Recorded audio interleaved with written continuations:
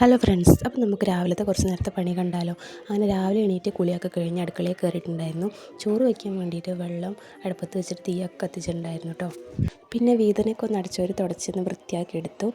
അത് കഴിഞ്ഞപ്പോഴേക്ക് വെള്ളമൊക്കെ ഒന്ന് തിളച്ച് വന്നിട്ടുണ്ടായിരുന്നു.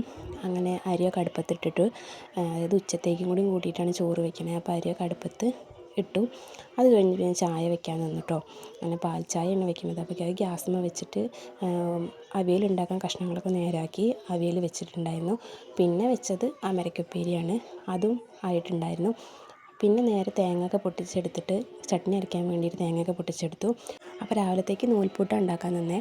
അങ്ങനെ നൂൽപുട്ടൊക്കെ സെറ്റാക്കി അടുപ്പത്ത് വെച്ചിട്ടുണ്ടായിരുന്നു കേട്ടോ.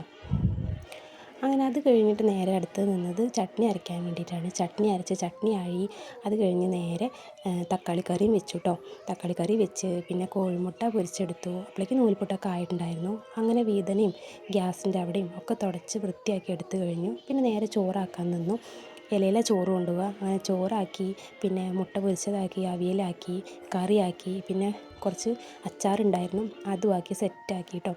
പിന്നെ അടുക്കളയൊക്കെ ഒന്ന് അടിച്ചോരി തുടക്കൽ കഴിഞ്ഞ് കൊട്ടത്തളം ഒന്ന് അടിച്ച് കഴുകി വൃത്തിയാക്കി കേട്ടോ. അപ്പോൾ ഇതാണ് അടുക്കളയിൽ ലാസ്റ്റ് ലുക്ക്. അങ്ങനെ അടുക്കളത്തെ പണി മൊത്തം കഴിഞ്ഞു. അപ്പോൾ ഓക്കെ, ബൈ.